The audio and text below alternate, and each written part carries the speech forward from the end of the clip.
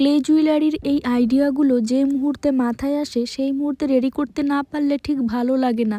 অনেক সময় তো এরকম হয় জুয়েলারি বানাবো ভাবছি কিন্তু মাথায় কিছুই আসছে না। তবে আজকে এর একদম উল্টো হয়েছে। আমার আজকে জুয়েলারি বানানোর কোনো প্ল্যানই ছিল না। আমাদের উঠোনের ধারে ছোট্ট একটা আকন্দ গাছ আছে। গাছটা অনেক বড় ছিল, ভেঙে গিয়েছিল, তারপর একটা ডাল শুধু বেঁচে ছিল।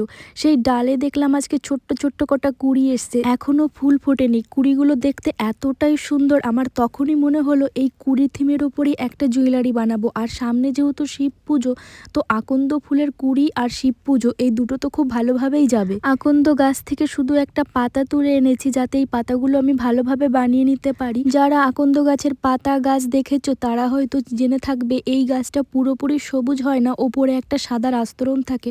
আমি চেষ্টা করেছি পাতাটাও ঠিক সেভাবেই বানাতে, কতটা পেরেছি জানি না। আর এই কুড়িগুলোর কালার একদম ডিপ বেগুনি ছিল, ভীষণ সুন্দর ছিল দেখতে।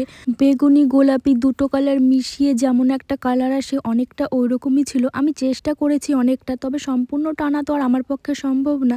তো চলো এবার ফাইনাল লুকটাও একটু দেখিয়ে নিই। আর এই হচ্ছে আমার ফাইনাল লুক। যদিও ফুলের শেপটা আমি সেমভাবে করিনি, আমি করেছিলাম একবার, দেখতে ভালো লাগছিল না বলে মুখটা আমি এখানে একটু খোলা রেখেছি। কুড়িগুলো এতটা গোল গোল হয় না, আর একটু লম্বাটে ধরনের হয়, ওটা দিলে জুয়েলারিটা দেখতে একটু অন্যরকম লাগছিল, তাই আমি এখানে একটু চ্যাপ্টা মতো করেছি। আমি এখন অপেক্ষায় আছি কবে কুড়িগুলো থেকে ফুল ফুটবে আর সেই ফুলের শেপে একটা জুয়েলারি বানাবো। এখন তো ফুলের জুয়েলারি আগেও একটা বানিয়েছিলাম, কালার করতে পারিনি, তার আগেই ফুলগুলো হারিয়ে ফেলেছিলাম, শুধু ফুলগুলোই বানিয়েছিলাম, কোনো শেপ দেওয়া হয়নি।